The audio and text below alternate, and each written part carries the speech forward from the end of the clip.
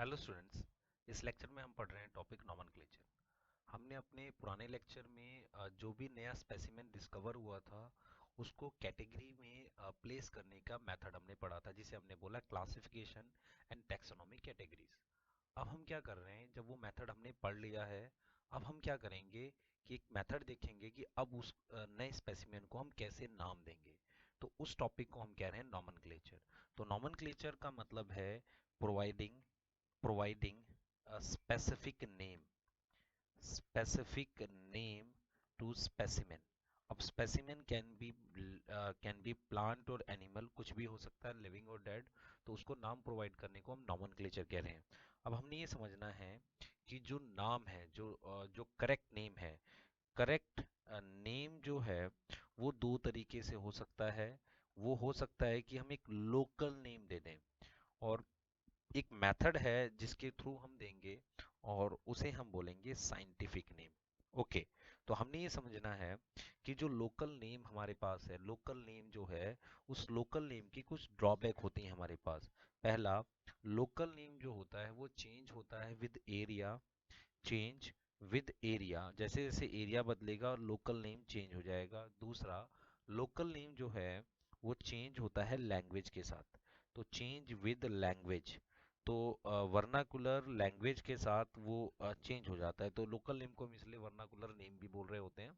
तो local name के अपने कुछ ड्रॉबैक हैं। इससे होगा क्या कि एक स्पेसिमेन के एक से ज्यादा नाम आ जाएंगे, या दो अलग अलग स्पेसिमेन का एक सिंगल नेम प्रेजेंट हो जाएगा। तो ये हो गया ड्रॉबैक कुछ लोकल नेम का। फिर हम बात करते हैं साइंटिफिक नेम की। साइंटिफिक नेम एक्चुअल में क्या करता है, on the basis of feature होता है। On the basis of feature है जिसे हम साइंटिफिक नाम कह रहे हैं। Scientific name on the basis of feature है, और ये जो कुछ रूल्स हैं उनके बेस पर होता है। तो on the basis of some rules. अब ये रूल्स कैसे होंगे जो सब लोग उसको एक्सेप्ट करें? तो हम कहेंगे असेप्टेबल टू ऑल, असेप्टेबल टू ऑल। वो रूल सबको एक्सेप्टेबल हो। इन रूल्स पे जो नाम लिखे जाते हैं और कुछ पर्टिकुलर रूल बेस्ड नाम होते हैं, उन्हें हम साइंटिफिक नेम कहते हैं। तो जब हम बात करते हैं रूल्स की, तो हम ये देखेंगे कि जब साइंटिफिक नेम इवॉल्व हो रहा था उसके एवोल्यूशन के रिलेट हम बात करते हैं।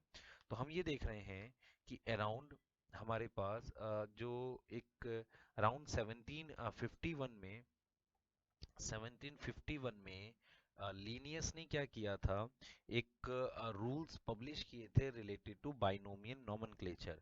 तो बाइनोमियल नॉमेनक्लेचर से रिलेटेड कुछ रूल्स को पब्लिश किया था लीनियस ने। तो हमने क्या किया, हम ये समझ रहे हैं कि different different scientist different different नाम रूल्स दे रहे हैं। तो हमने क्या किया, लीनियस के काम को एक्सेप्ट कर लिया। तो जब हमने लीनियस के काम को एक्सेप्ट कर लिया तो बाकी सबके रूल्स रिजेक्ट हो गए। तो बाइनोमियल नॉमेनक्लेचर से रिलेटेड जो लीनियस ने रूल्स दिए उनको हमने एक्सेप्ट कर लिया। फिर लीनियस ने क्या किया, इन 1753 एक बुक पब्लिश की जिसे उसने बोला स्पीशीज प्लांटेरम। स्पीशीज प्लांटेरम में उसने प्लांट स्पेसिमेन के नाम को पब्लिश किया। और इन 1758 सिस्टमा नेचुरई करके बुक पब्लिश की लिनियस ने, जिसमें उसने एनिमल स्पेसिमेन का नाम दिया। तो उसमें प्लांट स्पेसिमेन के बारे में डिटेल दिया, उनके नाम गिवन किए दिए उसमें, और इसमें दिए उसने एनिमल स्पेसिमेन के। तो हमने ये समझना है कि उसके बाद जब हमने लीनियस के काम को एक्सेप्ट कर लिया, तो उसके बाद से रूल्स में कुछ चेंजेस आए हैं। और 19 हम बोलेंगे 71 में एक डिफरेंट कोड को हमने एक्सेप्ट किया। ऑल्दो वो भी बाइनोमियल नॉमेनक्लेचर पे बेस्ड था, मैंने कुछ उसमें इंप्रूवमेंट करी। तो 1971 में बॉटनिकल नाम के लिए एक सेपरेट कोड या रूल्स बने, जिन्हें हम कहते हैं आईसीबीएन। तो इंटरनेशनल कोड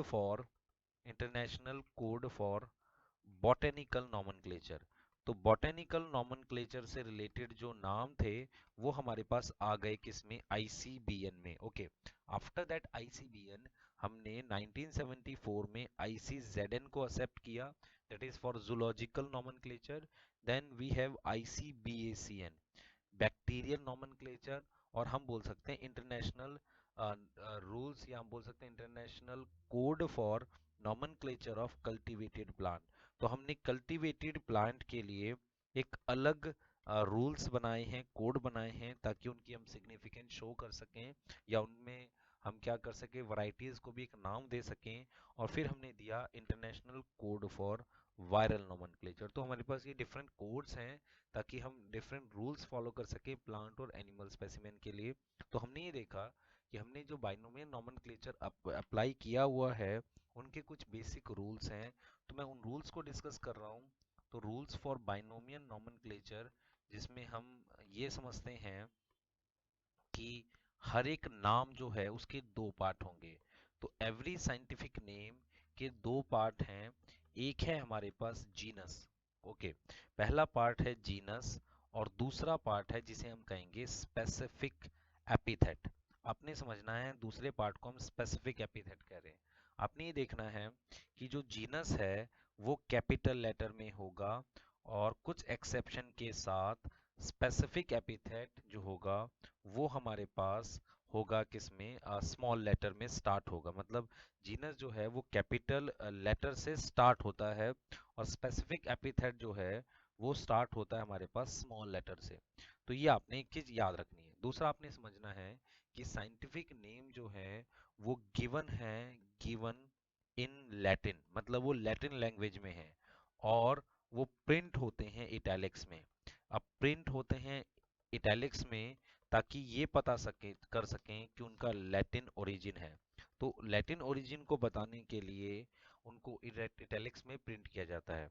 अगर वो हाथ से लिखे हुए हैं, हैंड रिटन है, तो हैंड रिटन को हम क्या करेंगे, अंडरलाइन करेंगे उसका लैटिन ओरिजिन बताने के लिए। ओके, ये तो हमारे कुछ जनरल हमने बात की। उसके बाद हमने समझना है मैक्सिमम अल्फाबेट्स जो होते हैं नॉर्मली वो होते हैं 12 और मिनिमम होते हैं हमारे पास, मैक्सिमम अल्फाबेट मिनिमम जो होंगे हमारे पास दैट इज 3। ओके, अल्फाबेट्स मतलब जैसे मैंगी फेरा है उसमें कितने अल्फाबेट्स हैं, वो लेस देन 12 होंगे। या इंडिका है उसमें लेस देन 12 होंगे। या लियो है, Panthera leo, minimum is 3। Okay, leo में 3 अल्फाबेट्स हैं। ओके, तो इस तरीके से हम बात कर रहे हैं। आफ्टर दैट हम ये कहेंगे, आफ्टर दैट हम ये कहेंगे कि जब नेम ऑफ ऑथर है, नेम ऑफ ऑथर, ऑथर का मतलब जिसने वो साइंटिफिक नाम दिया है उसको साइंटिफिक नेम के बाद लिखते हैं। तो written after scientific name, written after scientific name. और वो दोनों तरीके से लिख सकते हैं, कंप्लीट फॉर्म में या एब्रीविएटेड फॉर्म में। एब्रीविएटेड का मतलब शॉर्ट फॉर्म में, जैसे कि हम लिख रहे हैं यहाँ पर मैंगी फेरा, हम लिख रहे हैं यहाँ पर मैंगी फेरा, मैंगी फेरा इंडिका। ओके, तो इसमें हम क्या कर रहे हैं, एब्रीवेटेड फॉर्म में यहाँ पे लिन लिख रहे हैं। आपने ये समझना है कि ये इटैलिक्स में नहीं होगा। इसका मतलब बाकी को आप इटैलिक्स में लिख सकते हैं, प्रिंट करा सकते हैं, लेकिन हमारा ऑथर का नाम इटैलिक्स में नहीं होगा।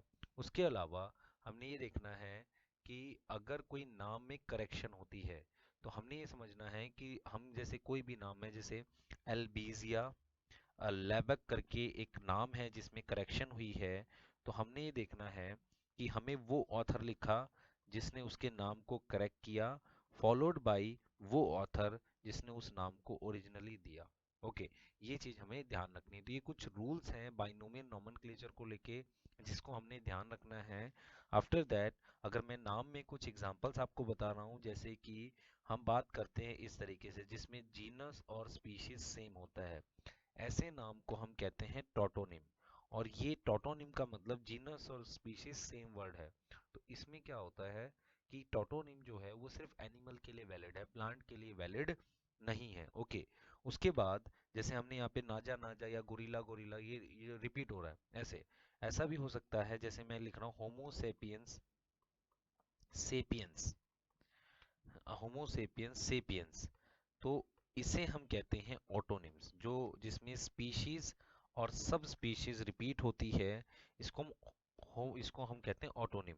तो सेपियंस का ये हमारे पास स्पीशीज में आ गया और इसे हम कह रहे हैं सब स्पीशीज।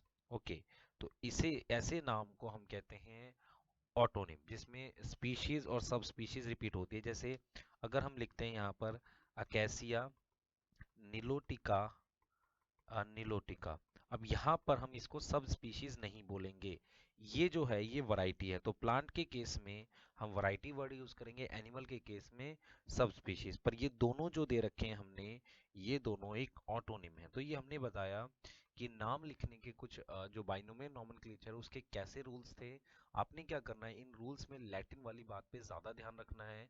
उसके अलावा ऑथर का नाम हमारा जो एब्रिविएटेड फॉर्म में है और वो इटैलिक्स में नहीं होता, इस पॉइंट पे काफी फोकस रखना है।